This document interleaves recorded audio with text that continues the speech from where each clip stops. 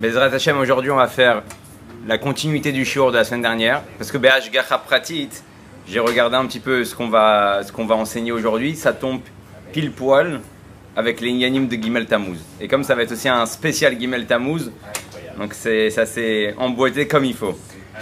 Le shiur il est pour l'élévation de l'âme de la maman Beila Bat Eliezer Yehuda à Cohen Bat Gitel.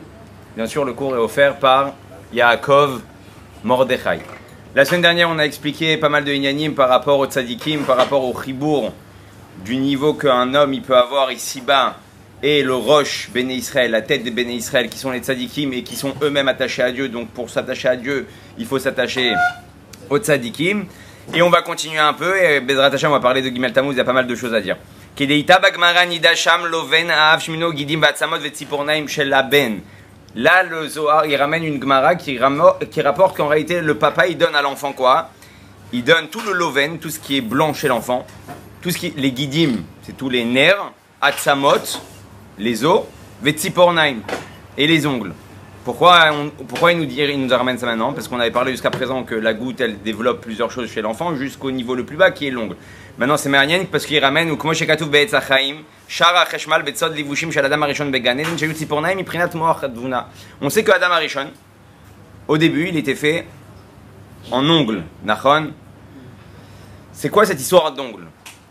Avant la faute d'Adam Arishon, le livouche, les habits, n'étaient pas extérieurs à l'homme. Donc les habits qui étaient les ongles, bon, après la faute, ils se sont limités à ça. Donc en fait, le livouche, il était collé à l'homme et c'était en fait un tziporen. C'était un ongle. Pourquoi un ongle?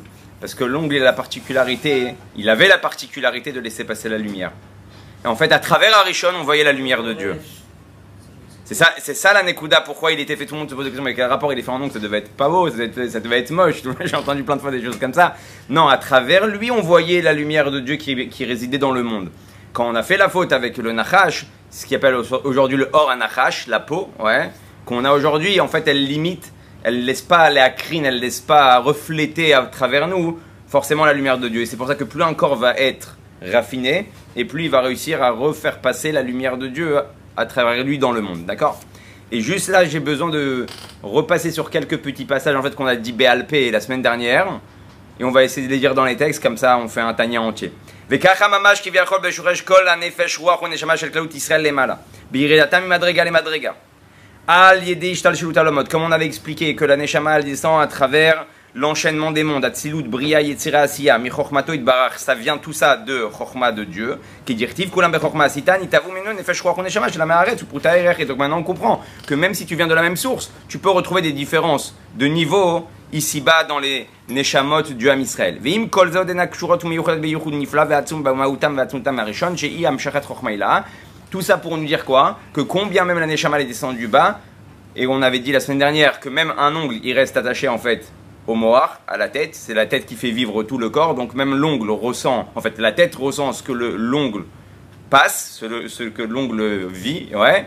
Et donc c'est pour ça que même si tu es descendu très bas, hein, au niveau de ta neshama, en réalité tu es toujours attaché à ta source qui est Or En Sof Baruch Hu, la lumière infinie de Dieu. Qui nikat vechayut nefesh ruach neshama shel haaretz umi nefesh ruach neshama shel tzadikim vechachamim raché ben Israël chez Bedora. Mais là on commence à rentrer dans le vif du sujet par rapport à aujourd'hui. Et donc là il est en train de dire que tous ces niveaux-là, en réalité, ils passent par qui? Les tzadikim, les chachamim, raché bene Israël chez Bedoram. Dans chaque génération, Dieu, il met des tzadikim qui sont là justement pour faire en sorte que tu restes attaché sans aucun problème, sans aucun souci. Après, on va voir comment on s'attache réellement. Ou basé Yuvan Mamar Azal al pasuk ou les dov kabo. Maintenant, on comprend, c'est-à-dire quoi les dov kabo? Les chachamim, ils nous demandent d'être attachés au talmidei chachamim. Chez Kol Adavek Betalmidei Chachamim, que tout celui qui est attaché au Talmid Chacham, Ma'ale Alav Ki'ilu Nidbak Bashrina Mamash. Il monte sur lui, il fait sur lui comme s'il était attaché à la Shrina. Donc tu comprends que tout ce qu'on a dit jusqu'à présent, le Tanya il te ramène maintenant une source, Pashut, de la Gemara, que celui qui s'attache au Talmid Chacham, il est attaché à Kadosh Baruch Hu. C'est pour ça que les tzadikim ils sont aussi comparés au Bet Amigdash. Pourquoi les tzadikim ils sont comparés au Bet Amigdash? On dit que quand il y a un tzadik qui part de ce monde-là, c'est considéré comme la destruction du Bet Amigdash. Le Bet Amigdash, son rôle, c'était d'être à la tête des Béné Israël. La tête des Béné Israël, elle est là pour donner la vitalité à tout le Ham Israël. Et qui vient le tzadik, son rôle aussi, c'est quoi? Comme dans le Beth Amikdash aussi, on a les fenêtres qui donnent la lumière vers l'extérieur. Le tzaddik, il est là pour donner de la lumière au monde entier. Et aussi, il donne la vitalité du monde entier. Je vous avais raconté plusieurs histoires avec des étudiants. Il y a plein d'histoires comme ça avec des étudiants. Une fois, il y a des étudiants qui sont rentrés chez le rabbi. Ils avaient le droit de rentrer chez le rabbi. Ils posaient plusieurs questions. Un, il lui a dit, c'est quoi le inyan du Baal Shem Tov? Ok. Le rabbi, il lui a donné un machal extraordinaire. Il lui a dit, regarde. Ici, tu vois, il y a une ampoule. Il y a une lumière. Cette lumière-là, elle est attachée avec des fils qui est ramenée à un loir Cheshmal. Loir Cheshmal. Un tableau électrique, ouais. Une centrale électrique, un tableau électrique, ouais, jusqu'à la bombe nucléaire. Ça dépend jusqu'à où on va. Il lui dit, le Baal Shem Tov, son rôle, c'est de trouver le méteg. C'est quoi le méteg? C'est l'interrupteur. Et donc il dit, en réalité, nous, on a une neshama, cette neshama, c'est l'ampoule. Cette ampoule, elle est attachée avec des fils. En fait, ces fils-là, en fait, c'est le tzaddik qui t'attache au générateur, à la source, qui est Akadosh Baruch Hu. Et le rôle du Baal Shem Tov, c'est de trouver le méteg. Et là, il lui a posé la question, et c'est quoi le rôle du rabbi? Et le rabbi lui a dit, c'est de trouver ton méteg, c'est de trouver ton interrupteur. Ça veut dire quoi? Là-bas, le rabbi va développer un osé meod ma'anien. Il dit, ne viens pas avec tes forces à toi pour influencer l'autre. Des fois, tu veux venir avec tes positions à toi, tes façons de penser, tes façons de vivre, ta éloquente, ton attachement à Dieu. Et en réalité, tu essaies d'imposer à l'autre ce que toi, tu vis. Mais lui-même, il a un méteg. Lui-même, il a un interrupteur. Toi, ton rôle, c'est de trouver son interrupteur. Ce qui va faire que quand il va appuyer sur son bouton, sa neshama, elle va éclairer à nouveau. Ça, c'est le rôle du Baal Shem Tov, ça, c'est le rôle d'un rabbi, et c'est pour ça qu'ils sont là pour nous aider. Bichal, vous savez qu'il y a beaucoup de gens qui ont écrit des lettres au rabbi en lui demandant comment je peux m'attacher au rabbi, comment je peux être attaché au rabbi. Alors, il y a des réponses qui sont un peu assez crues, il y a des réponses qui sont un peu plus tranchantes, et il y a des réponses qui sont un peu plus sympathiques. Ça va dépendre de la personne qui va poser la question. Une fois, un des bachour, il a demandé au rabbi comment je peux être attaché au rabbi, et le rabbi lui a dit on pense à mettre du sel dans son manger et on veut être attaché au rabbi. Ouais. C'est-à-dire qu'il a voulu faire passer le message à ce bachour là que tu es assouk dans les plaisirs de ce monde-là, dans les goûts de ce monde-là. Ici, il y a un chef cuistot, je sais pas si ça va lui plaire. Toi, c'est ton métier, tu as le droit de mettre du sel. Donne-leur du sel, ouais. Mais si tu es attaché derrière ces inyanim là, derrière Hagav, il y a une très belle histoire avec Rabbi Aaron Mikarlin et le Admor Azaken. Vous savez, ils étaient très amis. La Chassidut Karlin et la Chassidut Rabat, ils étaient très très amis. Et une fois, il était invité Shabbat, le Admor de Karlin, il est venu chez le Admor Azaken et ils ont fait à manger. Et dans la maison, personne n'a pris le rôle de qui va mettre du sel. D'accord? Donc la première fille de la maison, elle vient, elle dit bon, ils ont sûrement pas dû mettre du sel, elle met une pincée de sel. La deuxième, sans goûter, elle dit bon, ils ont dû oublier de mettre le sel, elle met du sel. Et comme ça, il y en a une dizaine qui passe, et tout celui qui passe, il met dans la soupe du sel. Le soir de Shabbat, le Admor Azaken, il s'assoit, il commence à manger, et il mange. Et le Admor de Karlin, il met une cuillère dans la bouche, et d'un coup, il fait une tête, il dit mais c'est immangeable. Il y a ma mélar. C'est la mer morte, c'est impossible à manger. Il regarde l'Admor Azaken, il lui dit quoi? Tu ressens pas? Il lui dit non, ça fait longtemps que je ne ressens plus le goût dans les aliments. Pourquoi je dis ça? Parce que ce bachour là qui vient, il cherche son petit sel, son petit poivre, ses petits goûts, son petit harif à côté. Il dit je veux être attaché au rabbi. Je dis mais si tu es attaché à ça, tu auras du mal à être attaché au rabbi. Pourquoi? Parce que la vie d'un tzaddik, c'est une vie rouchanite. Et c'est ça la différence entre un homme qui part de ce monde, qui était dans un monde corporel, un monde matériel, un homme qui a pensé à son corps toute sa vie. Ben, le jour où il part de ce monde-là, ben, le corps n'est plus, il n'existe plus. Si toute ta vie c'était une vie corporelle, donc en réalité, ben, ton corps n'est plus là, ta metsiout, ton identité n'existe plus. Étant donné que la vie d'un tzaddik c'est une vie rouchanite, c'est une vie spirituelle, donc c'est une vie éternelle. Hein? On doit fusionner les deux. On va comprendre justement comment on fusionne les deux. Ça, c'est une très très bonne question, parce qu'en réalité, comment tu peux arriver à prendre un monde matériel qui est le contraire de la rouchanite, qui est le contraire de la spiritualité, et de faire en sorte que les deux ils collent ensemble. D'accord? Ça aussi, on va le voir Bezrat Hashem dans les prochains mots. Derrière Hagav, une fois, il y avait quelqu'un qui a dit, pareil, il a dit au Rabbi, je veux être attaché à toi. Il lui a dit, quand tu commenceras à te comporter kefish emunach etzi velo kefish emunach etzlecha, quand tu commenceras à te comporter comme je vois moi les choses, et pas comme toi tu vois les choses, alors tu pourras être attaché. Et il y en a un autre qui lui a envoyé une lettre en lui disant, j'ai une photo de vous et j'aimerais être attaché à vous. Alors le Rabbi dit, d'être attaché à travers une photo, c'est pas suffisant. Il y en a, ils disent, bon, j'ai la photo des tzadikim à la maison, c'est bon, c'est très bien, il faut. Tes yeux regarderont tes maîtres. Ça emmène quelque chose. Mais comment tu deviens attaché au tzadik? À travers sa Torah, à travers ce qu'il étudie. Quand tu étudies ce que lui étudie, quand tu étudies ses livres et ses enseignements, tu rentres dans son monde à lui, son monde spirituel, et là tu deviens attaché. Bichlal, il y en a un autre qui est venu, il y en a plein comme ça qui cherchaient à être comment faire pour être attaché. On parle beaucoup dans la chassidoute de la kashrut au tzadik, la kashrut au tzadik, être lié au tzadik, mais il faut savoir comment le faire. Il y en a, ils crient des slogans et ils se disent bon, je suis attaché au tzadik. C'est pas comme ça que tu es attaché au tzadik, c'est pas comme ça que tu vas vivre sa vie spirituelle, qui à travers lui tu vas être attaché à Dieu. Il lui a dit, une fois le Rabbi a envoyé quelqu'un en shlichut, et cette personne là, elle était angoissée, elle voulait pas. Ouais. Elle voulait pas. C'est dur. En réalité, aujourd'hui, dans notre tête, dans notre notion, c'est normal qu'un Chabad il prenne ses valises et qu'il parte à l'autre bout du monde pour voir s'il y a des juifs dans cet endroit-là. Ouais. Aujourd'hui, c'est devenu dans la tête, c'est normal. Mais il y a des gens qui ont un réel problème, un réel challenge avec ça. Il a les écoles des enfants. Des fois, ils sont dans des bonnes yeshivot, dans des bons mosdot. Il a sa maman, il a son papa à côté, ils habitent dans un endroit où il n'y a que des juifs, ils ont la cache-route, ils ont tout. D'un coup, on va lui demander d'être Moël, on va lui demander d'être Chochet, on va lui demander il y en a qui sont comme ça, ils font des formations, ils vont dans un endroit, il n'y a pas de shrita, il n'y a rien, ils font tout seuls. C'est comme ça qu'ils mangent, c'est comme ça. Et quand il y a eu le corona et qu'il y avait les Zooms, il y a certains Chabad dans le monde, pour eux, Zoom n'a strictement rien changé. Ça fait déjà 15 ans qu'ils font du virtuel dans les classes avec leurs enfants pour qu'ils apprennent quelque chose. Ils ont même pas d'école. Donc ce type-là, il dit au Rabbi, écoute, moi, ouais, je suis pas chaud. Il lui dit pourquoi? Il lui dit parce que c'est dur pour moi. Et là, le Rabbi va donner une réponse extraordinaire. Il va dire, pour moi, c'est pas dur. Le Rabbi dit ça. Alors lui, il comprend pas la réponse. Il dit, oui, j'ai compris que pour le Rabbi, c'est pas dur. Ou ça ne serait pas dur de faire ça. Mais pour moi, c'est dur. Et le Rabbi lui fait un sourire, il le regarde, il lui dit, pour moi, c'est pas dur. Il comprend pas, il comprend qu'il y a quelque chose qui se cache derrière la réponse. Et le Rabbi lui dit, regarde, quand j'envoie quelqu'un, je pars avec lui. Et si pour moi, c'est pas dur pour lui.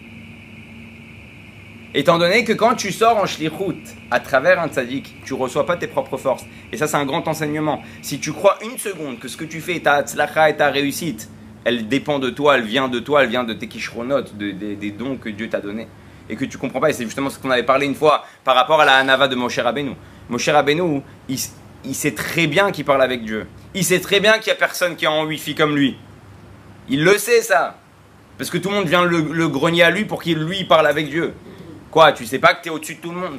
Tu sais pas que tu es à la tête des Béné Israël? Bétar qui le sait. Mais il se dit en réalité, c'est pas mes forces. Elle est là, sa hanava. Son humilité, c'est quand la personne elle est capable de se dire, la réussite que j'ai, ce que je fais, c'est pas mes propres forces. C'est les forces d'Hachem. C'est les forces du tzaddik qui m'a envoyé. Là, tu rentres dans un domaine de hanava et là, ça devient pas dur. Là, si c'est pas caché si c'est pas dur pour le tzaddik, alors c'est plus dur pour toi. Si tu es réellement en réalité annulé à la personne qui t'a envoyé. Kishliach shel adam kmoto. Un envoyé, un émissaire est considéré comme la personne elle-même. Et comme on est tous des shluchim, des rachamana, on est tous des shluchim de Dieu dans le monde, si on est vraiment attaché en réalité, il n'y a rien qui est dur. Quand c'est dur, c'est que tu penses que c'est toi qui fais. Si tu es réellement attaché à la lumière divine, à Kadosh Baruch Hu, Birvodo Batman, il peut avoir quelque chose de dur. Il peut rien avoir de dur, parce que chez Dieu, il n'y a rien qui est dur. Il n'y a rien qui est difficile. Ah oui, on dit que Kriyat Yam Souf, l'ouverture de la mer. Ça aussi, on pourra en parler un jour. C'est quoi ce Inyan de Kriyat Yam Souf? Bichlal, il y a écrit dans la Chassidoute que le Inyan de Kriyat Yam Souf, on pense toujours que ça parle des mariages des relations entre un mari et une femme, on va trouver le zivoug, et que Dieu il fait toute la journée des zivougs, parce que quelqu'un il méritait une kala, et en fin de compte il a fait des avérotes, donc il mérite plus cette kala, donc il doit changer, maintenant il y a une case qui est en moins, parce qu'il a pris cette femme-là, il l'a mis là, donc il faut retrouver un autre pour lui, et verroulé, donc c'est ce qu'on dit caché, avalement. Enfin, en réalité le zivoug c'est quoi? C'est toutes les personnes que tu vas rencontrer dans ta journée. C'est ça le zivoug. Le zivoug, le lien en fait, c'est les personnes que tu vas rencontrer, c'est le mariage de ta journée. Les personnes que tu vas rencontrer aujourd'hui, c'est les gens que Dieu a voulu que tu rencontres. Pourquoi? Il y a quelque chose derrière. Donc il n'y a rien d'anodin. Nous on se balade dans la rue, j'ai vu un tel, et toi tu te dis bon, c'est peut-être bon, comme ça, par hasard. Il n'y a pas de hasard. Si Dieu t'a fait rencontrer cette personne-là, c'est qu'il y a quelque chose qui doit naître entre vous par rapport au service divin. D'accord? Et on continue. Qui a lié dvikat betalmidei chachamim. קשורות נפש רוח ונשמה של המארץ ומיוחד במהותם הראשון ושורשם וחוכמה הילה שהוא יתברר וחוכמתו אחד והוא המדע וכו'. Maintenant on va arriver dans un autre sujet qui est super intéressant. On voit qu'il y a des gens qu'ils les appellent aposhim vamordim les talmidei chachamim qui vont davka contre les talmidei chachamim. D'accord? Ces gens-là, ils vont continuer à recevoir la vitalité du Beth Amikdash, du tzaddik qui va les attacher à Dieu. Je veux bien, si tu es attaché à moi, si tu fais ce que je te demande, si tu n'es pas contre moi, à la limite, tu fais pas ce que je te demande, mais tu n'es pas contre moi, je veux bien que la vitalité... Mais si tu t'es séparé de moi, si tu t'es découpé, c'est comme dans un corps, tu as découpé un membre, il ne prend plus la vitalité de son corps, de son cœur et de sa tête. Alors là, il ramène quelque chose de très intéressant. Il dit, dans la vie, tu peux recevoir les choses de deux manières. Ce qui s'appelle pnimut haratzon ou chitzoniut haratzon. La volonté profonde ou l'extérieur de la volonté. Quand tu es attaché au tzaddik réellement, tu reçois la vitalité, ce qu'il appelle pnimiut. C'est pour ça que dans Birkat Kohanim, on dit Yer panav elecha. C'est quoi panav? C'est panim. C'est quoi panim? C'est pnimiut. Donc le visage, en réalité, il reflète l'intérieur. C'est pour ça que quand tu aimes Shun, ça veut dire qu'à l'intérieur, tu n'es pas bien. Ouais. Et donc en réalité, c'est quoi cette énian de pnimiut? Quand le Birkat Kohanim il nous donne, on demande que Dieu soit meir panim, que Dieu il nous montre son visage, c'est qu'il nous montre sa pnimiut haratzon, sa volonté profonde. Et là je m'explique par rapport à ça. C'est quoi le nian de la volonté? La volonté en réalité, quand tu donnes quelque chose à quelqu'un, tu peux le donner soit à ce qui s'appelle miprinat achoraim, ou soit à miprinat panim. Tu peux le donner soit par derrière, ou soit par devant. Quand par exemple tu as un employé que tu es super satisfait de lui, tu es super content, tu vas le voir, tu l'appelles, tu lui dis rentre dans mon bureau, tu lui serres la main, tu lui fais un grand sourire, tu lui dis voilà ça c'est ton chèque, tu le mérites, continue comme ça, et Bezrat Hashem je te donnerai des bonus et je te rajouterai, et moi mon but c'est de te mettre. Hein? Ah tu veux dire maintenant le problème ouais, c'est vrai aussi, c'est vrai aussi. Le problème aussi, c'est vrai, les patrons ils savent pas forcément les fargen. C'est un grand problème de notre génération, tu sais pas les fargen, tu sais pas en réalité complimenter la personne qui a fait quelque chose de bien. D'ailleurs c'est pareil dans le chinour des enfants. On n'est pas capable de vraiment complimenter. Des fois les enfants ils viennent avec une bonne note, à peine si on les calcule. Alors que si tu lui dis à ce moment-là, tu lui dis kol hakavod, même s'il a eu un 80, même s'il a eu un 70, mais s'il est venu te le montrer, c'est qu'il veut te montrer. S'il avait une mauvaise note dans sa tête, il serait pas venu te le montrer. Donc même s'il t'a ramené un 60, ouais, un 6 sur 10, et qu'il est venu te le montrer, c'est qu'il veut te dire papa j'ai fait un gros effort, pour moi c'est un miracle déjà d'avoir rapporté cette note. Et là tu lui montres ta pnimiut, ton intérieur, ton intérêt par rapport à la chose, tu lui donnes la force d'avoir 80, 90 et 100 au prochain mifran. Maintenant c'est quoi pnimiut haratzon? Quand j'ai un patron qui donne des pnimiut haratzon, donc c'est exactement pareil. Quand on est bien avec Hachem et comme il faut, Dieu nous donne notre vie, notre hatzlacha, notre parnassa, notre matériel, tout ce qu'il faut, miprinat pnimiut, panim. Quand on se détache de ça, on passe dans le niveau de ce qui s'appelle achoraim. Qu'est-ce que je fais? Je donne à l'employé le chèque, je lui jette sur la table. C'est achoraim par derrière. Prends parce que je dois te donner, mais j'ai pas réellement envie de te donner. Et ça, c'est ce qui va se passer quand on est mechoubar à la Gdusha, ou le contraire, on n'est pas mechoubar à la Gdusha. C'est-à-dire que quand on est mechoubar à la Gdusha, Dieu il nous donne tout, bepanim. Quand on n'est pas mechoubar à la Gdusha, il nous donne pour nous faire vivre, mais c'est qui vient beprinat achoraim. Donc même ces gens-là, ces juifs-là qui vont contre les talmidei chachamim, ils reçoivent en réalité leur vitalité sans le savoir par les talmidei chachamim, avalma, beprinat achoraim. Qui vient on te le donne parce qu'on doit te le donner, en espérant que tu fasses tchouva. Maintenant, je vais juste parler, maintenant on va rentrer dans le fond du sujet par rapport à Gimel Tammuz. Kodem Kol, par rapport à la question que tu as posée sur la Gashmiout et la Rouchaniout. Il y a une histoire extraordinaire d'un chassid qui s'appelait Rabbi Eliaou. Rabbi Eliaou, c'était le chassid du Rabbi Rachab. Maintenant, lui, il était dans les foires, il était dans les yérides, comme on dit ça, ouais, c'est les foires de vente, de commerce. Et il se baladait toute la journée comme ça, un peu partout dans la Russie, pour aller acheter de la marchandise et la revendre. Et bah, au Hachem, ça marchait bien. Et une fois, le Rabbi Rachab, il lui dit, je suis jaloux de toi. Rabbi Eliaou dit, Rabbi, tu es jaloux de moi. Pourquoi tu es jaloux de moi? Toi, tu es toute la journée au bâtiment à Midrash, tu étudies. Il lui dit, quand tu te retrouves dans une foire, quand tu te retrouves dans le commerce, au marché, et que là-bas, tu parles de Dieu, et que chaque personne que tu rencontres, tu lui donnes quelque chose de spirituel, tu fais un nachat en haut, tu fais un plaisir là-haut, tellement grand que je suis jaloux de toi. Et plus le travail, il est abondant, ouais, et plus on te donne des dmetivour, on te donne des frais de transaction. C'est-à-dire, Dieu, comment il te paye? Par le fait que tu es dans une foire et que tous les gens que tu vas rencontrer dans ta journée, tu vas les influencer par rapport à l'attachement à Kadosh Baruch Hu, et ben Dieu il va te payer donc dans la parnassa, dans les enfants, dans la santé, dans tout ce que tu veux, tout ce que tu as besoin. Donc en fait, il lui souhaite une bracha, qu'il a encore plus de travail pour qu'il rencontre plus de monde et qu'ensuite il fait encore plus de travail. En fait, c'est une chaîne qui ne s'arrête jamais. Et c'est pour ça qu'on est en réalité sans arrêt en train d'essayer de lier le matériel et le spirituel. Maintenant, le Rabbi Rachab, il continue et il va lui dire une phrase magnifique. Il lui dit, je veux que quand tu t'assois avec un non-juif, un goy, et que tu fais du business, au moment où tu es assis et tu parles de business avec lui, tu penses à la Gdusha, tu penses à des psukim. Alors le Rav Eliaou, il dit, c'est possible? C'est possible de faire une chose pareille, c'est possible d'être assis avec un non-juif. Tu vas lui parler de quoi? Alors quand tu rencontres des juifs dans le commerce, tu vas leur parler de Dieu, de la Torah, des mitzvot, de la halacha. Mais comment tu peux mettre ta tête maintenant en mode Gdusha, je pense à des psukim, je pense à des teilim, je pense à Kadosh Baruch Hu, alors que je suis en plein business? Et là, le Rabbi Rachab, il lui dit, quand tu es dans la prière et que tu penses au contraire, tu arrives bien à le faire. Quand tu es dans ta prière et que tu penses au contraire de la Gdusha, tu penses au travail, tu arrives à le faire. Alors pourquoi tu n'arriverais pas à le faire dans le cas contraire? Donc si tu arrives à le faire dans la Gdusha, tu peux le faire aussi dans la Gashmiout. Et il y a écrit là-bas que depuis ce jour-là, ce chassid-là, il n'a plus eu aucune mauvaise pensée pendant la prière. Et il n'avait que des pensées kadosh lors de son business. C'est en rapport avec la parashat Korach et c'est en rapport avec ta question. Korach, c'est exactement ce qu'il a voulu annuler. Korach, il voulait quoi? Il a dit Kol ha'eda kedoshim. On est tous kadosh. On est tous au même niveau. On est tous pareils. On est tous des Kohanim. Il y a écrit Mamlechet Kohanim. Tout le Ham Israël, il est Kohen. Donc, lama titnasu à la Kaal. Pourquoi vous vous sentez au-dessus du Kaal? Ce qu'il n'avait pas compris, Korach, c'est exactement cette Nekuda-là. Korach, il y a écrit Ashir Kakorach.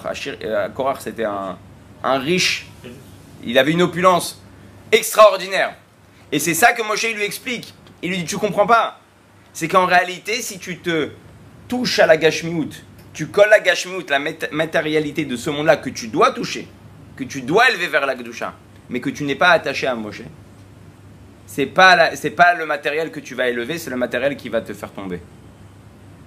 Et donc ça rapporte exactement ça. Comment je fais pour être dans un monde matériel aussi dense, avec autant d'opulence, et rester attaché à ma matara, à mon but ultime?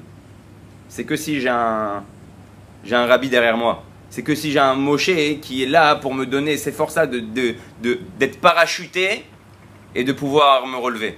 Sinon, non, c'est le contraire. C'est pas toi qui vas élever. Tu vas rien élever du tout. Tu vas justement que tomber. Bichlal, par rapport à ça aussi, une des notes Nekudot qu'on voit qui est extraordinaire par rapport à Gimel Tammuz.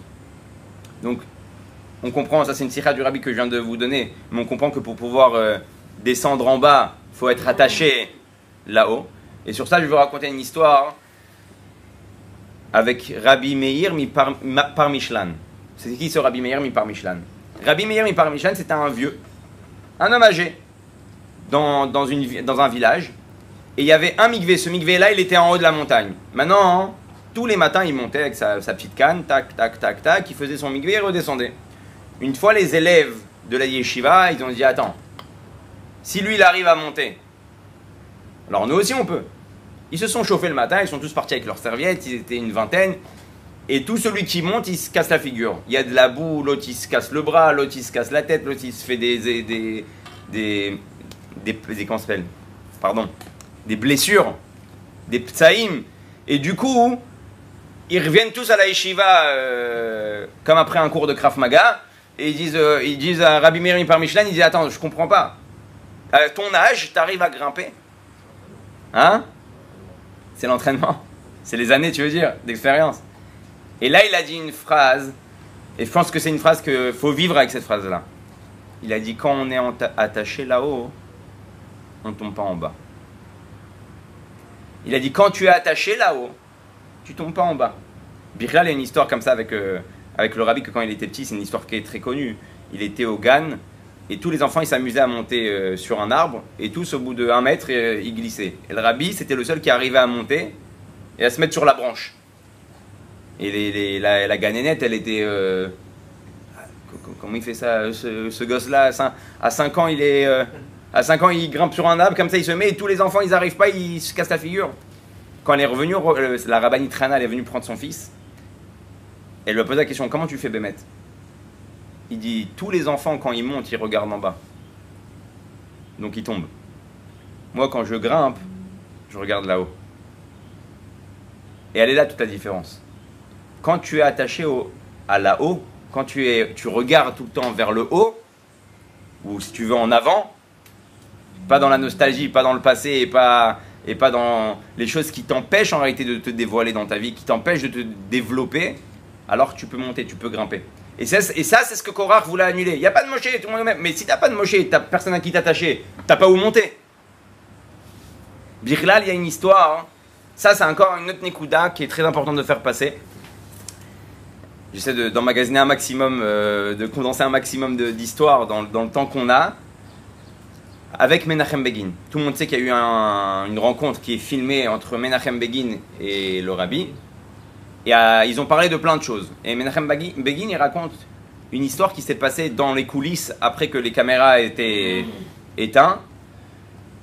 Et il dit, on a parlé de tout. On a parlé de la stratégie en Israël, de la géographie en Israël, des choses les plus secrètes de l'État d'Israël, de ce qui se passe pendant ces années-là. Et le rabbi, à la fin de la discussion, il dit, j'ai une faveur à vous demander. Alors, Menachem Begin lui dit, bien sûr, rabbi, ce que vous me demandez, je fais. Il est Premier ministre. Et là, il a été choqué. Le rabbi dit, regardez, sur le chemin des États-Unis à Israël, il y a la France. J'aimerais que vous fassiez une escale en France. Lui, il pensait qu'il allait entendre quelque chose de grandiose à faire. Mais c'était vraiment grandiose. Il lui dit, j'ai reçu une lettre d'une fille juive qui va maintenant se marier avec un non-juif. Les parents ont tout essayé. Il n'y a rien à faire. Et je suis persuadé que si un homme important comme vous, Premier ministre d'Israël, fait une escale à Paris et va voir cette personne-là, cette fille-là, dans sa maison pour lui expliquer l'importance de ne pas faire ça, je pense qu'elle vous écoutera. Et le rabbi lui dit, et toutes les hautes saot, tous les frais qui vont être causés par rapport à cet arrêt-là, c'est pour moi. Menachem Begin, il atterrit en France, il va voir la personne, il tape à la porte, la fille elle ouvre, elle voit qui? Menachem Begin avec toute une mishlachat de l'État d'Israël devant elle. Elle dit, c'est quoi ça? Il dit, j'ai été envoyé par le rabbi Zloubavitch, j'aimerais te parler. Et ils rentrent donc ensemble dans une pièce et il commence à lui expliquer. Lui, déjà, il est Nitzol Shoah. Toute sa famille, elle est partie à la Shoah. Après, il a été envoyé en Sibérie. Sa femme, elle est partie en Israël. Menachem Begin, il a une histoire de pur et dur. Et il lui explique, tu peux pas faire ça. Cette fille-là, elle a tellement été choquée de la situation qu'elle a tout quitté. Jusqu'à aujourd'hui, elle vit à Jérusalem. C'est une arrière-grand-mère avec plein de petits-enfants qui sont dans le chemin de Torah au mitzvot. Il a envoyé la facture au rabbi des coûts qui ont été causés par rapport à ça. Et le rabbi, bien sûr, c'était à sa demande. Il a payé. Comment tu penses à une fille qui t'a envoyé une lettre? Même toi, des fois, en tant que petit rabbin dans une communauté, on t'envoie plein de questions, plein de choses. Il y a plein de choses que tu es obligé de filtrer. Il y a des choses importantes, des choses moins importantes, des choses qui sont immédiates, des choses qui sont moins immédiates. Des juifs comme ça qu'il y a dans le monde, il y en a des milliers. Mais le rabbi, il prend cette chose-là, il la rend tellement importante.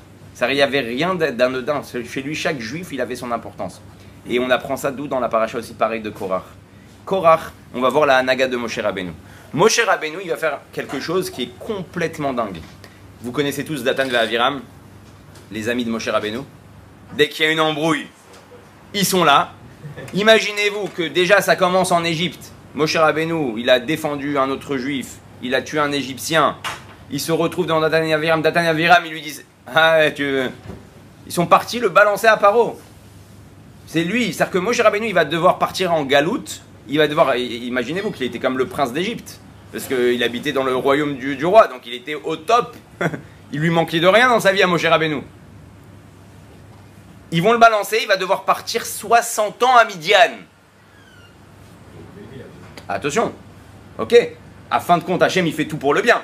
Donc tout ce qui arrive, c'est pour le bien. Mais en attendant, tu as quand même deux qui t'ont balancé, qui t'ont mis en galère. Laisse tomber que Dieu, après, il fait que c'est pour le bien. Eux, ils t'ont mis en galère, en réalité. Ils ont essayé de te mettre en galère. Après, dans le désert, ils sont toujours là. Alors, pendant Marloquet Korach, il a même pas ouvert la bouche. Ils ont dit, on est là. Ouais. C'est contre qui l'embrouille? Et c'est Moshe Rabbeinu. Ok, on est là, on est présent. Maintenant, regardez jusqu'à où ça va. Hachem, il va annoncer à Moshe Rabbeinu, ça y est, la Xéra, Nixéra. Ils vont tous mourir. Ils vont tous partir. Moshe Rabbeinu, il sait qu'à ce moment-là, il n'a plus le droit de parler. Il n'y a plus de négociation. Comme il y avait auparavant. Il essaye même plus de les raisonner, il ne peut plus. La Xéra, elle a été ficelée. Il y a écrit là-bas que Moshe Rabbeinu, il s'est levé. Et il est passé devant Datan et Aviram. Il est passé devant eux.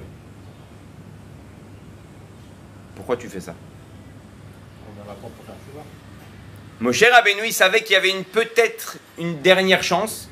C'est que s'il regarde Moshe Rabbeinu, qui est donc Rosh Béné Israël, qui rayonne à travers la lumière de Dieu, peut-être que ça va leur faire un Hirur Tchouva, de se dire non, finalement on est des oufs, pourquoi on fait ça? Quand tu vois le visage d'un tzaddik, quand tu vois un tzaddik, automatiquement tu vois plein de gens qui nous disent pendant des années, ah moi, ils ont rien compris, hein. Ils ont été voir le rabbi, ils comprenaient pas le yiddish pendant 6 heures, ils sont restés à un shiur de Torah du rabbi, et tu leur dis, comme ça t'as fait tchouva?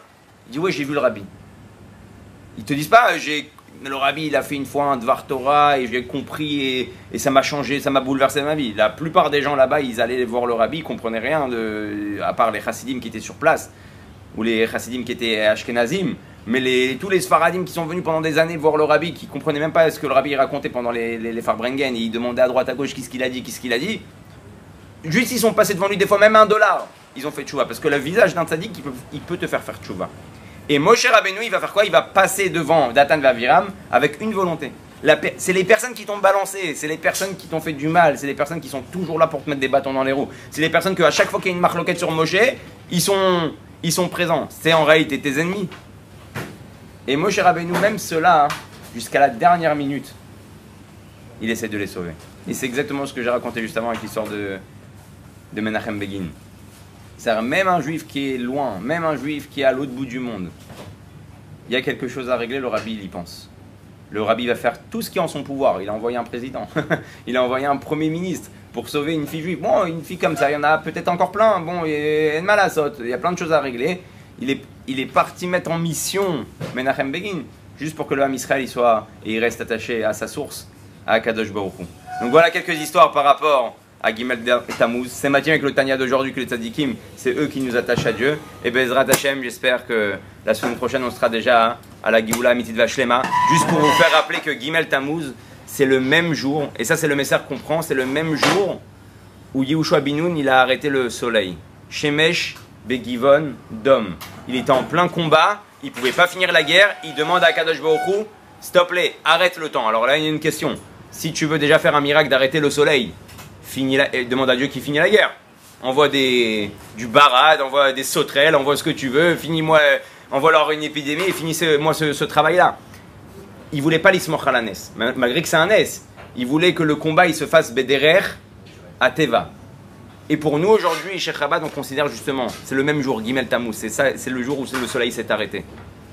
Pour nous, c'est le jour où le Rabbi, il a arrêté le soleil et il nous a dit à tous, vous êtes tous des émissaires, vous êtes tous des shluchim, finissez la guerre.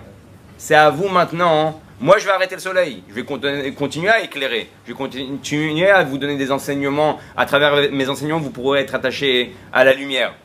Mais maintenant, c'est à vous de finir le combat. Asbezrat Hashem, qu'on ait le mérite. Concrètement, il y a quoi à faire ce jour-là? Ah, il y a quoi à faire. Il y a plein de choses à faire. Je te les enverrai en WhatsApp, mais il y a pas beaucoup de choses à faire. Ceux qui veulent faire des télim, il y a des mishnayot à étudier, il y a un pan à écrire, c'est très important. Tu poses une bonne question. Il y a un pan. Si vous voulez, je vous donne le mail.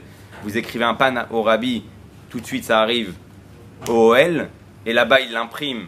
Et Bezrat Hashem, on a vu des miracles, tous les Gimel Tammuz, on voit des miracles sur des gens qui ont envoyé des lettres et qui ont été exaucés. Donc c'est, Bémet, s'il y a une chose à faire aujourd'hui, c'est penser à la tchouva, penser au travail que le Rabbi nous a demandé de finir la guerre dans cette galoute qui est longue et fatigante pour tout le monde. On a bien vu ce qui s'est passé hier en Israël. On n'a plus besoin que des gens soient en deuil et qu'ils soient tués et assassinés parce qu'ils sont juifs. Donc il faut faire tchouva, il faut se rapprocher de la Torah, de la chassidoute, il faut écrire une lettre au Rabbi, demander qu'il nous emmène la Géoula Amitit Vashlema. Et comme le Rabbi dit toujours que quand tu demandes la Géoula, en fait tu demandes tout. Quand tu demandes la Géoula, tu demandes la Parnassa, tu demandes la Briou, tu demandes Akol. Alors demande la Géoula. Et quand tu demandes la Géoula, en fait Dieu t'a demandé à Akadosh Baruch Hu, envoie-nous tout. Et pas seulement pour nous, pour tout le Ham Israël Be'ezrat Hashem.